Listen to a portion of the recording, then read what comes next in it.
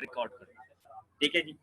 जैसा कि आप लोगों को पता है, बिस्मिल्लाहिर्रहमानिर्रहीम, जैसा कि आप लोगों को पता है कि फर्स्ट ईयर केमिस्ट्री का चैप्टर नंबर 1 जो हमारा टॉपिक था, जो हमने लास्ट क्लास में शुरू किया था, वो टॉपिक था हमारा केमिकल फार्मूला। हम जानते हैं कि किसी भी कंपाउंड की सिंबॉलिक फॉर्म उसका केमिकल फार्मूला कहलाता है, जैसे कि water is a compound and H2O is it's symbolic form. तो H2O जो है वो केमिकल फार्मूला होगा। केमिकल फार्मूला हमारे पास दो किस्म के होते हैं। एक कहलाता है आपका इंपेरिकल फार्मूला। इंपेरिकल फार्मूला कहलाता है जर्नल फार्मूला, जिसके अंदर हमें सिर्फ रेशो मालूम होते हैं, एक्यूरेट एलिमेंट्स की तादाद नहीं मालूम। Whereas if we talk about the molecular formula में हमें एक्चुअल अमाउंट या एक्चुअल क्वांटिटी ऑफ एलिमेंट हमें मालूम होता है। तो मॉलिक्यूलर फार्मूला जो है वो पक्का फार्मूला होता है, जैसे कि हमने एग्जांपल दी है, H2O is the molecular formula of water. H3O water का फार्मूला नहीं होगा, H4O वाटर का फार्मूला नहीं होगा, H2O जो है वो वाटर का फार्मूला होगा। फिर हमने ये देखा था कि हमें फर्स्ट ईयर के अंदर न्यूमेरिकल्स आते हैं कि आपको एम्पेरिकल फार्मूला भी निकालना होता है और मॉलिक्यूलर फार्मूला भी निकालना होता है। तो उसके लिए हमने कुछ स्टेप्स बताए थे। जैसे पहला स्टेप होता है एम्पेरिकल फार्मूला निकालने के लिए हमारे पास 4 स्टेप हैं। पहला स्टेप होता है कि हम हर एलिमेंट का अलग अलग मास निकालते हैं। दूसरा स्टेप होता है कि जिन एलिमेंट का हमने मास निकाला था अलग अलग, उनकी हम फिर परसेंटेज निकालते हैं। तीसरा स्टेप होता है कि जिनकी हमने परसेंटेज निकाली थी उनके फिर हम नंबर ऑफ मोल्स निकालते हैं। चौथा स्टेप होता है कि नंबर ऑफ मोल्स में जिसका सबसे कम नंबर ऑफ मोल्स होता है तो बाकी सबको हम उससे डिवाइड कर देते हैं। ठीक है, तो इससे हमें इंपेरिकल फार्मूला मालूम हो जाता है। लेकिन अगर हमें मॉलिक्यूलर फार्मूला निकालना हो तो हम ये 4 स्टेप तो करेंगे, इंपेरिकल फार्मूला निकालेंगे। उसके बाद 5वां स्टेप होता है कि हम n की वैल्यू निकालते हैं और इस फॉर्मूले के तहत निकालते हैं कि मॉलिक्यूलर फार्मूला मास को डिवाइड करते हैं इंपेरिकल फार्मूला मास से। इस तरह हमें n की वैल्यू मालूम हो जाती है। उसके बाद फिर हम मॉलिक्यूलर फार्मूला निकालते हैं इस फॉर्मूले के तहत, जिसमें हम n की जो हमने वैल्यू निकाली थी स्टेप नंबर 5 में, उसको हम मल्टीप्लाई करते हैं अपने इंपेरिकल फार्मूला से जो हमने चौथे स्टेप के बाद निकाला होता है। ठीक है, इस तरह हमें मॉलिक्यूलर फार्मूला निकल आता है, हमें मॉलिक्यूलर फार्मूला फाइंड आउट हो जाता है। ठीक है, फिर उसके बाद हमने एक न्यूमेरिकल लिया था और उस न्यूमेरिकल को हमने सॉल्व करने के लिए कल का दिन हमने लगाया, जिसमें हमने सिर्फ 2 स्टेप किए थे और आज हम मजीद इसको आगे बढ़ाएंगे। तो हमने न्यूमेरिकल के अंदर कुछ बातें समझी थी और वो बातें समझने के लिए आपको सबसे ज्यादा टाइम मैंने कल की क्लास में न्यूमेरिकल के सवाल को समझाने में लगाया था, क्योंकि फर्स्ट ईयर के जो न्यूमेरिकल्स होते हैं वो आधे से ज्यादा सॉल्व भी आपका तब होगा जब आपके सवाल समझ में आ जाएगा। अगर आपके सवाल समझ में आ गया, if you able to understand the question, then it is obviously that you will able to give the answer. अगर आप सवाल समझने के काबिल हैं तो लाजमी सी बात है आप जवाब समझने के भी काबिल हो जाएंगे। लेकिन अगर आपने सवाल ही सही नहीं समझा तो लाजमी सी बात है आपने सवाल सही नहीं समझा तो आप जवाब भी इररिस्पेक्टिव या इररेलेवेंट मैनर में आप जवाब देना शुरू करोगे, तो आपका जवाब भी ऑटोमेटिकली तौर पर गलत हो जाएगा। क्यों? क्योंकि आपने सवाल ही सही नहीं समझा तो आपका जवाब भी सही नहीं होगा। ठीक है, तो इस सवाल के अंदर हमने देखा कि सबसे पहला वर्ड लिखा हुआ था कंबशन। कंबशन का मतलब होता है किसी चीज को जलाया जाता है, सही है। और जब हम किसी चीज को जलाते हैं तो ऑक्सीजन की मौजूदगी में किसी चीज को जलाया जाता है। तो अब हम जिस चीज को जला रहे हैं, जिस कंपाउंड को जला रहे हैं, उसमें ऑक्सीजन शामिल हो जाता है। ठीक है, अब सवाल में हमें ये कहा जा रहा है कि 0.5 ग्राम का एक कंपाउंड है और वो कंपाउंड है हाइड्रोकार्बन। हाइड्रोकार्बन कहते हैं ऐसे कंपाउंड को जो सिर्फ 2 एलिमेंट से मिलकर बना होता है। एक होता है हाइड्रो यानी कि हाइड्रोजन और एक होता है कार्बन यानी कि कार्बन। यानी कि कार्बन और हाइड्रोजन से मिलने वाला कंपाउंड हाइड्रोकार्बन कहलाता है। ठीक है, तो हमारे पास जब कभी भी हाइड्रोकार्बन का लफ्ज आ जाए तो ये हमारे लिए सवाल सिंपल हो जाता है। हम समझ जाते हैं कि अब जो मैं मॉलिक्यूलर फार्मूला या इंपेरिकल फार्मूला निकालूंगा तो मेरे पास सिर्फ 2 ही एलिमेंट होंगे, एक हाइड्रोजन एक कार्बन। हाइड्रोजन और कार्बन के अलावा कोई तीसरा एलिमेंट नहीं होगा। ठीक है जी, तो हाइड्रोकार्बन से तो हमें ये बात सिंपल समझ में आ जाती है। और मैंने आपको कल ये भी बताया था कि अगर हाइड्रोकार्बन के अलावा लफ्ज आ जाए ऑर्गेनिक कंपाउंड तो हम फिर थोड़ा सा फंस जाते हैं, क्योंकि ऑर्गेनिक कंपाउंड का मतलब होता है कि हाइड्रोजन कार्बन तो होंगे ही होंगे, वो तो लाजमी है, हाइड्रोजन कार्बन तो लाजमी है, लेकिन इस हाइड्रोजन कार्बन के अलावा कोई तीसरा एलिमेंट भी हो सकता है, तभी तो लफ्ज उन्होंने ऑर्गेनिक कंपाउंड यूज किया। तो जब ऑर्गेनिक कंपाउंड वाले सवाल आएंगे तो हम उस वक्त आपको बता देंगे कि हम कैसे पहचानते हैं कि हाइड्रोजन कार्बन के अलावा तीसरा एलिमेंट कैसे हम फाइंड आउट करते हैं। ठीक है। लेकिन यहाँ पर हमें ऑर्गेनिक कंपाउंड की बात नहीं कर रहे हैं, यहाँ पर हम बात कर रहे हैं सिंपली हाइड्रोकार्बन की। It means a compound which contain only two elements, hydrogen and carbon. एक ऐसा कंपाउंड जिसके अंदर सिर्फ दो ही एलिमेंट है, हाइड्रोजन और कार्बन। उन दोनों एलिमेंट से बनने वाला कंपाउंड हाइड्रोकार्बन कहलाता है। और हमारे पास हाइड्रोकार्बन जो कंपाउंड है उसका सिर्फ इन्होंने मास दिया है, वजन दिया है 0.5 ग्राम। ठीक है जी। तो 0.5 ग्राम हमारे पास हाइड्रोकार्बन है जिसको हमने कंबस्ट किया, यानी कि हमने जलाया। इसका मतलब है जब हाइड्रोकार्बन में ऑक्सीजन मिक्स हो गया, क्योंकि मैं आपको पहले बता चुका हूँ कंबशन का मतलब होता है कि ऑक्सीजन उसमें मिक्स हो जाता है, तो जलाने के बाद उसने हमें दो नए कंपाउंड दे दिए। एक दिया 1.515 ग्राम कार्बन डाइऑक्साइड गैस दी, और उसने हमें 0.77 ग्राम H2O यानी कि वाटर दिया। अब आपको नजर आ रहा होगा इन दोनों कंपाउंड में, देखें कार्बन जीरा और हाइड्रोजन जीरा, सही है। तो हाइड्रोकार्बन के जो दो एलिमेंट्स थे हाइड्रोजन और कार्बन, वो हमारे यहाँ दो नए कंपाउंड में नजर आ गए, हाइड्रोजन और कार्बन। लेकिन साथ साथ ऑक्सीजन ऐड होकर आ गया। वो ऐड कहाँ से हुआ ऑक्सीजन? जब हमने उसको जलाया तो वो ऑक्सीजन ऐड हुआ। ठीक है जी। फिर मजीद हमने देखा, सवाल आगे पढ़ा, इन्होंने कहा कि मॉलिक्यूलर मास उस हाइड्रोकार्बन का था हमारे पास 58 AMU, यानी कि 58 एटॉमिक मास यूनिट उसका मॉलिक्यूलर मास था। आपको इसको मॉलिक्यूलर फॉर्मूला बताना है। इसका मतलब ये हुआ, अगर हम ऊपर जाएं तो हमें मालूम क्या करना है, मॉलिक्यूलर फॉर्मूला। यानी कि ये एक ऐसा सवाल इन्होंने हमें दे दिया जो पूरे 6 स्टेप्स के तहत होगा। यानी कि हम स्टेप 1 से शुरू करते करते पूरे 6 स्टेप तक जाएंगे और इस सवाल का हम जवाब निकालेंगे, क्योंकि इन्होंने हमें सवाल में कह दिया कि आपको मॉलिक्यूलर फॉर्मूला निकालना है। सपोज करो अगर यहाँ ये मॉलिक्यूलर फॉर्मूला की जगह कह देते कि डिटरमाइन इट्स एम्पेरिकल फॉर्मूला, इसका सिर्फ आप एम्पेरिकल फॉर्मूला बताएं, तो आप यकीन करें फिर हम ये 6 स्टेप में से 5वां और 6ठा स्टेप नहीं करते, हम 4th स्टेप के बाद अपना आंसर निकाल लेते, क्योंकि एम्पेरिकल फॉर्मूला 4 स्टेप के बाद निकलता है। ठीक है। लेकिन मैंने यहाँ पे सवाल सेलेक्ट ही ऐसा किया है जिसके अंदर मॉलिक्यूलर फार्मूला निकल रहा हो, ताकि पूरे 6 के 6 स्टेप आपको नजर आ जाएं, समझ में आ जाएं, ताकि एक बड़ा सवाल आप हल कर लेंगे तो छोटे सवाल ऑटोमेटिकली तौर पर हल होना शुरू हो जाएंगे। ठीक है। फिर हमने बिगिन किया अपने सवाल को, हमने जवाब का इब्तिदा की डेटा के साथ। डेटा का मतलब होता है कि वो इंफॉर्मेशन जो आपको सवाल से टुकड़े टुकड़े की सूरत में, यानी कि थोड़ी थोड़ी इंफॉर्मेशन जो आपको मिली है उसको आप कंबाइन करके एक साथ लिखते हैं, ये हमारा डेटा बन जाता है। सही है। तो हमारे पास इस सवाल का जो डेटा बना, वो डेटा क्या बना कि 0.5 ग्राम हाइड्रोकार्बन, ये हो गया मास 0.5 ग्राम। फिर उसके बाद हमें मास ऑफ कार्बन डाइऑक्साइड दिया 1.515 ग्राम। फिर हमें मास ऑफ वाटर दिया गया 0.77 ग्राम। फिर हमें मॉलिक्यूलर मास दिया हाइड्रोकार्बन का 58। मालूम क्या करना है, मॉलिक्यूलर फार्मूला। और लाजमी सी बात है, मॉलिक्यूलर फार्मूला आप तभी मालूम करोगे जब आप एम्पेरिकल फार्मूला मालूम करोगे, है ना।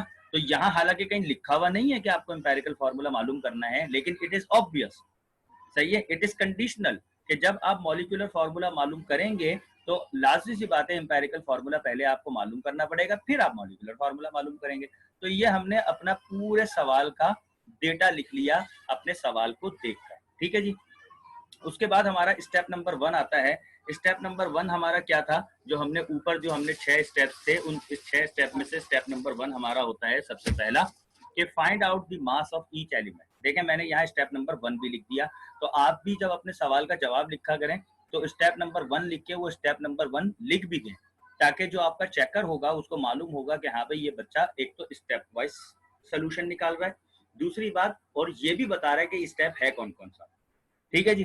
तो पहला स्टेप था हमारे पास कि हमें हर एलिमेंट का मास मालूम करना है।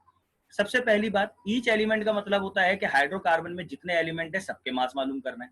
हम जानते हैं कि हाइड्रोकार्बन का मतलब होता है compounds of hydrogen and carbon, यानी कि दो एलिमेंट से मिलकर जो कंपाउंड बना हाइड्रोजन और कार्बन, उसे हम हाइड्रोकार्बन कहते हैं। तो इसका मतलब ये हुआ कि हम जब मास मालूम करेंगे ईच एलिमेंट का, तो इसका मतलब है हम दो एलिमेंट का मास मालूम करेंगे। एक मास मालूम करेंगे हम कार्बन का, ठीक है, और एक मास मालूम करेंगे हम ऑक्सीजन का। इन दो एलिमेंट का हम मास मालूम करेंगे। ठीक है। तो हमारा स्टेप नंबर 1 कंप्लीट होगा। अब मास मालूम करने के लिए हमने सबसे पहले लिखा वी नो डेट, हम जानते हैं कि, हम क्या जानते हैं, हम ये जानते हैं कि 44 gram of carbon dioxide contain 12 gram of carbon, कि 44 ग्राम कार्बन डाइऑक्साइड जो है वो 12 ग्राम कार्बन रखता है। अब जरा इस चीज को समझने के लिए अब मैं आपको जरा यहाँ पर समझा दूं, क्योंकि हमारे पास यहाँ माहिन भी इस वक्त न्यू स्टूडेंट आई हैं और बाकी जो है वो हमारे बच्चे भी जरा इसको प्रॉपर तरीके से समझ लें। ये है आपके पास कार्बन डाइऑक्साइड गैस, सही है।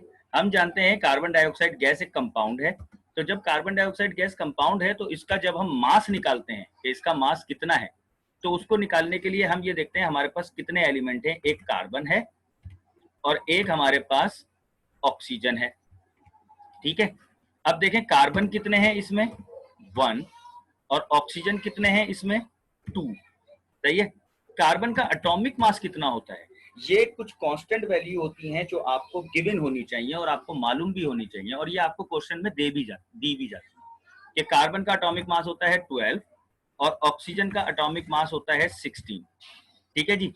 तो 12 को जब हम 1 से मल्टीप्लाई करेंगे तो वी हैव द आंसर 12, और अगर हम 16 को 2 से मल्टीप्लाई करेंगे तो आंसर आएगा 32। फिर हम क्या करते हैं, इन दोनों को हम प्लस कर देंगे। क्या करेंगे, इन दोनों को हम प्लस कर देंगे तो हमारे पास जो आंसर आएगा वो हमारा आंसर आएगा 44 ग्राम, सही है। यानी कि कार्बन डाइऑक्साइड का मास कितना हो गया बेटा, यहाँ देखें, ये मैं इसको ब्लैक करके बता रहा हूँ कि हमारे पास कार्बन डाइऑक्साइड गैस का, इसको मैं पूरा कंप्लीट कर दूं, यहाँ कार्बन डाइऑक्साइड गैस का जो हमारा मास निकला है वो निकला है 44 ग्राम, और इस 44 ग्राम में कार्बन कितना है हमारे पास 12 ग्राम है, ठीक है। तो ये बातें हम फर्स्ट ईयर के न्यूमेरिकल में पूरी लिखते नहीं है, बस हमें ये बातें मालूम होनी चाहिए। आप चाहें तो किसी रफ कॉपी में कर सकते हैं, आप चाहें तो कैलकुलेटर पे भी लिख सकते हैं, ठीक है। तो ये बात हमें मालूम है, तो इसलिए हमने यहाँ पर ये वाली लाइन हमने लिखी थी कि वी नो डैट, हम जानते हैं कि 44 ग्राम कार्बन डाइऑक्साइड का जो वजन है उसके अंदर 12 ग्राम कार्बन होता है। ये बात हमने इस तरीके से हमने हासिल की, ठीक है जी। फिर मैंने आपको बताया था कि यूनिटरी मेथड क्या होता है कि हम 1 ग्राम की वैल्यू निकालते हैं। तो अब हम कहेंगे कि 44 ग्राम ऑफ कार्बन डाइऑक्साइड की जगह लिखेंगे 1 ग्राम कार्बन डाइऑक्साइड गैस में कितने कार्बन होते हैं। तो ये जो 44 है ये 12 के नीचे आ जाएगा, इस तरह हो जाएगी ये वैल्यू, यानी कि 12 डिवाइडेड बाय 44। अगर मैं 12 को 44 से डिवाइड कर दूंगा तो मुझे 1 ग्राम कार्बन डाइऑक्साइड गैस में कार्बन की अमाउंट पता चल जाएगी, सही है। लेकिन हमारे पास 1 ग्राम कार्बन डाइऑक्साइड गैस नहीं है, बल्कि हमारे पास फॉर्मूले में, डेटा में देखें आप, कार्बन डाइऑक्साइड गैस का मास कितना है 1.515 ग्राम।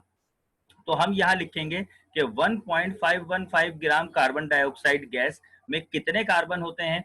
तो 12 डिवाइडेड बाय 44 तो हमने वैसे ही लिख दिया, इसको मल्टीप्लाई करेंगे 1.515 से। ये समझ लें आप एक लिहाज से फॉर्मूला है, ये क्या है, ये फॉर्मूला है ये, कि इस तरह आपको पता चल जाएगा कि 1.515 ग्राम कार्बन डाइऑक्साइड में आपका कार्बन कितना होता है। इसको हमने कैलकुलेट किया तो हमें आंसर मिला 0.413 ग्राम कार्बन है इतने ग्राम कार्बन डाइऑक्साइड में।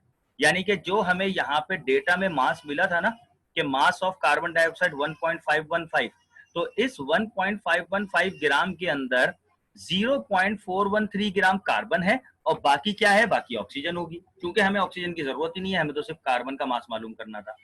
सिमिलरली अगर मैं ऑक्सीजन का मास मालूम करूंगा तो मेरे पास यहाँ दूसरा कंपाउंड है, मास ऑफ H2O 0.77 ग्राम।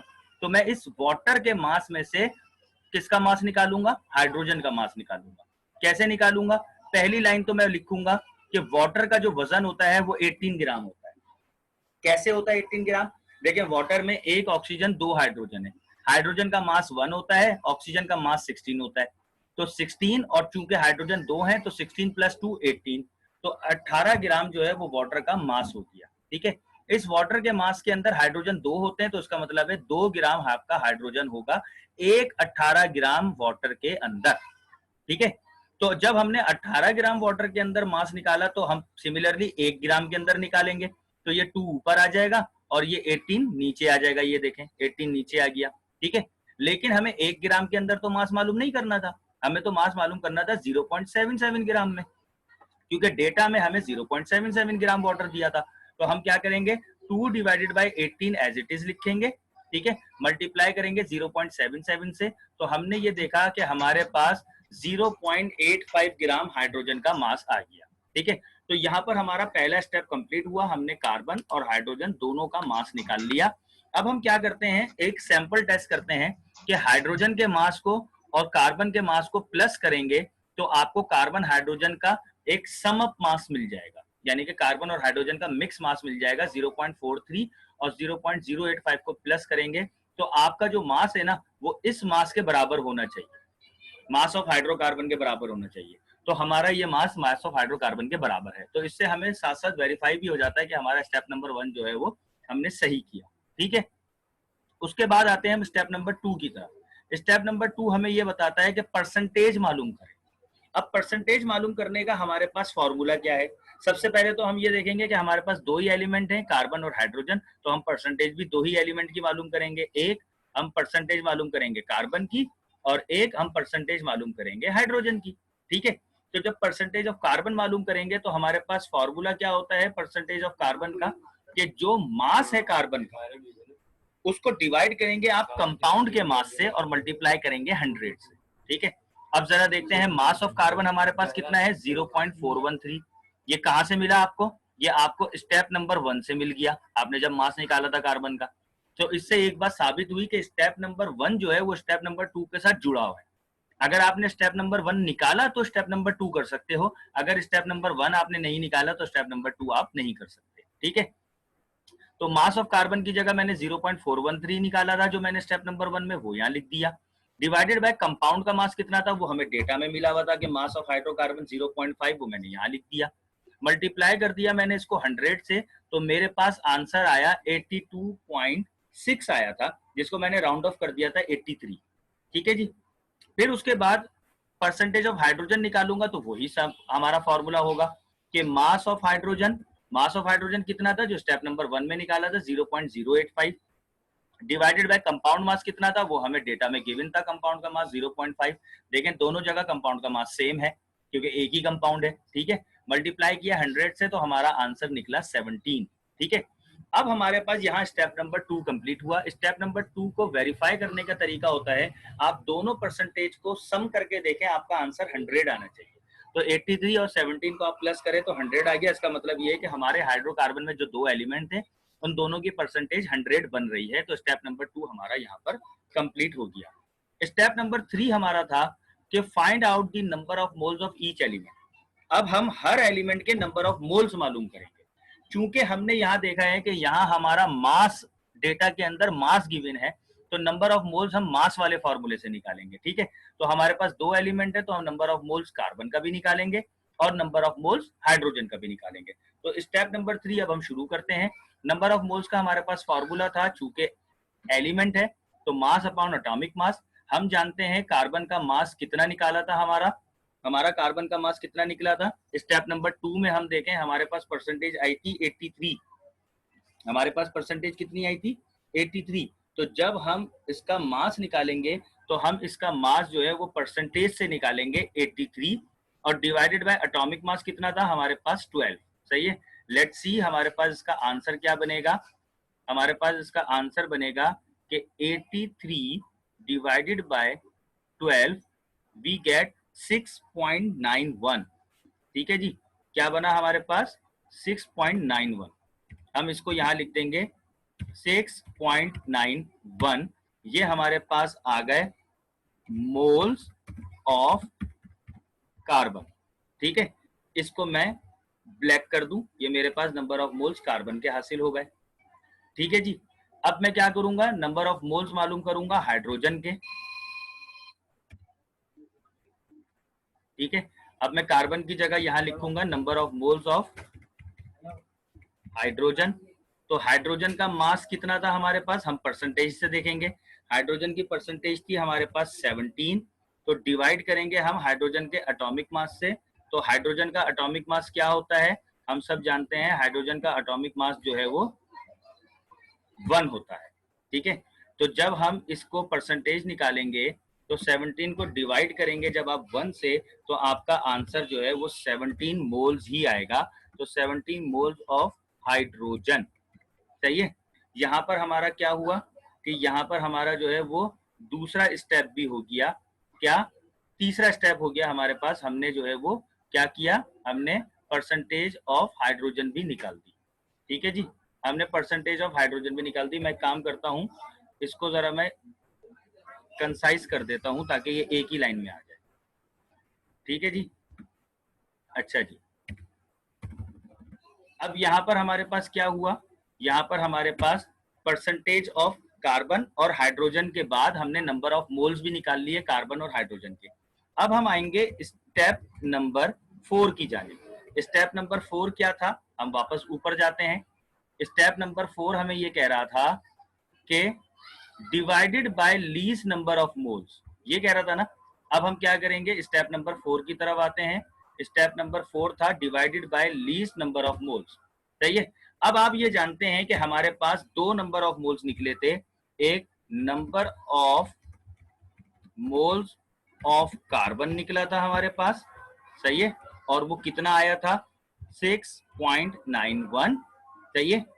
और हम जानते हैं कि हमारे पास number of moles of hydrogen निकले थे, और वो हमारे पास हाइड्रोजन के नंबर ऑफ मोल्स कितने निकले थे 70। अब आप बताएं इन दोनों में से सबसे कम वैल्यू कौन सी है, आप कहेंगे सर 6.91, है ना। तो अब इन दोनों को हम डिवाइड कर देंगे किससे, 6.91 से, यानी कि इस वैल्यू को भी हम डिवाइड करेंगे 6.91 से, सही है। और हम अपनी इस नीचे वाली वैल्यू को भी हम डिवाइड करेंगे 6.91 से, ठीक है। ये हमारा स्टेप नंबर 4 था कि हम दोनों वैल्यूज को लीस्ट नंबर ऑफ मोल से डिवाइड करेंगे। जैसा कि हमने देखा लीस्ट नंबर ऑफ मोल 6.91 थे, तो हमने दोनों को 6.91 से डिवाइड कर दिया। आप जानते हैं कि जब हम इसको 6.91 से डिवाइड करेंगे तो इसका आंसर 1 आएगा। 6.91 डिवाइडेड बाय 6.91, तो इसका आंसर 1 आएगा। और अगर मैं 17 को डिवाइड करूंगा 6.91 से, तो इसका आंसर क्या आएगा, लेट्स सी, 6.91 डिवाइडेड बाय, उल्टा लिख दिया मैंने, 17 डिवाइडेड बाय 6.91, हम देखते हैं हमारा आंसर क्या आ रहा है। हमारा आंसर आ रहा है 2.46। क्या आंसर आ रहा है हमारे पास, 2.46। ये हमारे पास चौथा स्टेप हो गया, ठीक है। अब जरा इसको हम राउंड फिगर करेंगे 2.46 को, तो ये बन जाता है 2.5। ये बात याद रखिएगा, स्टेप नंबर 4 में आप राउंड फिगर कर देंगे, यानी कि आप राउंड ऑफ कर देंगे, ठीक है जी। अब इसका मतलब क्या है, यहाँ पे स्टेप नंबर 4 तो कंप्लीट हो गया। अब स्टेप नंबर 4 के बाद हम क्या लिखते हैं, हम लिखते हैं इंपायरिकल फॉर्मूला। अब हम लिखते हैं, यहाँ हमने इंपायरिकल फॉर्मूला फाइंड आउट कर लिया, ठीक है। अब जब हम इंपायरिकल फॉर्मूला लिखेंगे तो हम जानते हैं हमारे पास दो एलिमेंट थे, एक कार्बन और एक हाइड्रोजन, सही है। अब कार्बन हमारे पास कितना है, कार्बन हमारे पास 1 है, सही है। या मैं यूं करके लिख देता हूं, कार्बन हमारे पास 1 है और हाइड्रोजन हमारे पास है 2.5। ये बात याद रखिएगा, हम किसी भी एलिमेंट की वैल्यू पॉइंट में नहीं लिख सकते। और आपने आज तक 9th में भी आपने पढ़ा, फर्स्ट ईयर में भी आप देख रहे हैं, हमने कभी भी कोई कंपाउंड ऐसा नहीं देखा जिसकी वैल्यू पॉइंट में हो। तो इसका मतलब ये है कि हाइड्रोजन तो 2.5 हो ही नहीं सकता। ऐसी सूरत में हम क्या करते हैं, ऐसी सूरत में हम एक छोटा सा नोट लिखते हैं जो सिर्फ उन सवालों के अंदर एप्लीकेबल होगा जो सवाल के अंदर हमारे पास स्टेप नंबर 4 पे वैल्यू 0.5 में आ जाए। अगर 0.4 में होती तो हम राउंड फिगर करके उसको 2 कर देते।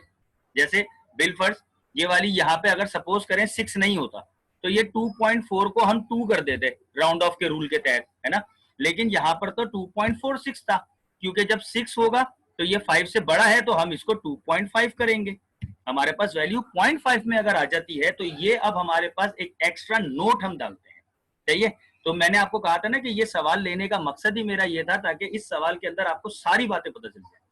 सपोज करें अगर वैल्यू आपकी 0.5 में नहीं होती, 0.6 होती तो आप एक बढ़ा देते, 0.5 से कम होती, 0.3 0.2 होती तो आप कुछ भी ना बढ़ाते। ये तो हम राउंड ऑफ में पढ़ चुके हैं, आप पिछले लेक्चर में देख सकते हैं।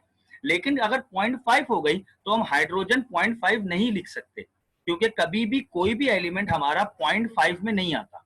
तो फिर हम एक एक्स्ट्रा नोट डालते हैं कि if the value of a particular element is in 0.5, अगर किसी भी एलिमेंट की वैल्यू 0.5 में आ जाए, फिर हम क्या करेंगे, देन वी विल मल्टीप्लाई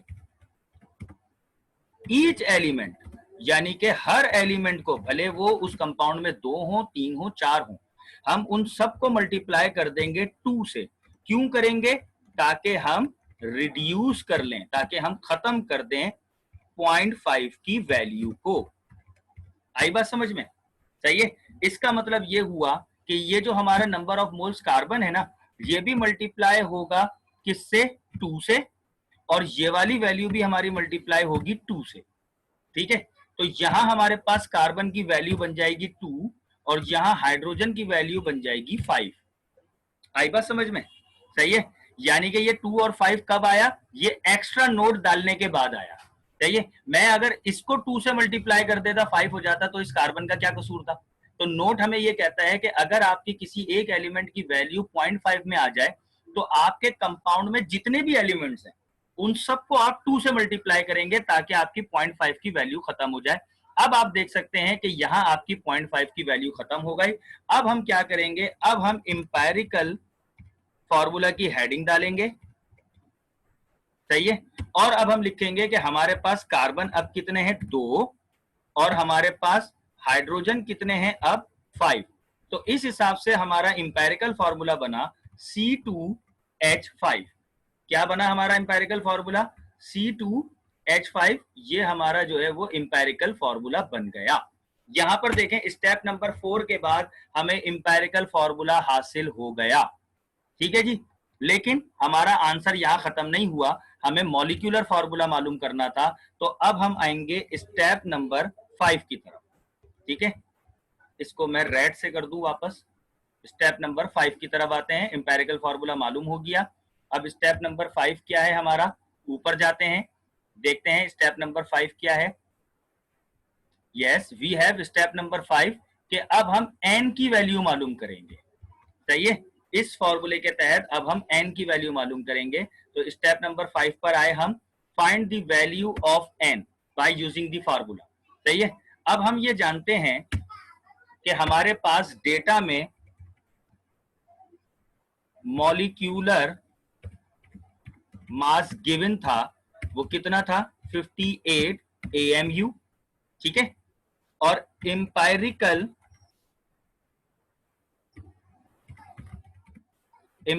मास हम खुद निकाल लेंगे।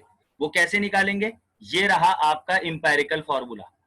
कार्बन 2 हैं, एक कार्बन का वजन कितना होता है? कोई एक बच्चा बताए जरा मुझे, एक कार्बन का वजन कितना होता है? चले बेटा जल्दी। 12। शाबाश। तो 2 कार्बन कितने हो गए? 24। एक हाइड्रोजन का वजन कितना होता है? 1। तो 5 हाइड्रोजन कितने हो गए? 5। तो 24 और 5 कितने हो गए? 29 AMU। ये हमारा इंपेरिकल मास बन निकल गया। इंपेरिकल मास कैसे निकाला? इंपेरिकल फॉर्मूला का देख के निकाल लिया। ठीक है। अब मैं क्या करूंगा? अब मेरे पास जो फॉर्मूला था, मैं उसी फॉर्मूले को वैल्यू पुट करूंगा। अब बताएं, मॉलिक्यूलर फॉर्मूला मास की जगह लिखूंगा मैं 58, और इंपेरिकल फॉर्मूला मास की जगह मैं लिखूंगा 29। ठीक है। अब जब मैं इसको डिवाइड करूंगा, तो वी हैव द आंसर, हमारे पास आंसर होगा सिंपल 2। तो क्या हुआ? मेरे पास n की वैल्यू आ गई 2। मैं यहां लिख देता हूं कि हमारे पास n की वैल्यू आ गई। ये n हमारे पास स्मॉल है, इसकी वैल्यू आ गई हमारे पास 2। ठीक है। अब उसके बाद हमारे पास आएगा स्टेप नंबर 6। सही है, जो हमारा फाइनल स्टेप है। और फाइनल स्टेप क्या था? जरा हम ऊपर चले जाएं, वापस देखें। स्टेप नंबर 6 था कि अब आपको मॉलिक्यूलर फॉर्मूला निकालना है। यही हमारा लास्ट स्टेप है, इसके बाद हमारा आंसर हो जाएगा। तो स्टेप नंबर 6 हमें क्या कहता है? स्टेप नंबर 6 कहता है हमें कि find out the molecular formula. हमें मॉलिक्यूलर फॉर्मूला जो है वो निकालना है। और मॉलिक्यूलर फॉर्मूला हम इस फॉर्मूले के तहत निकालेंगे। चलें हम वैल्यू पुट करते हैं, m.f, यानी कि मॉलिक्यूलर फॉर्मूला बराबर है n कितना निकाला था हमने? 2, ब्रैकेट EF का मतलब है इंपेरिकल फॉर्मूला। इंपेरिकल फॉर्मूला था C2H5, ये था ना हमारा इंपेरिकल फॉर्मूला। तो हमने यहाँ इंपेरिकल फॉर्मूला लिख दिया। अब मैं जरा इस 2 को और H को जो है वो छोटा कर देता हूँ, ठीक है। अब जब मैं इस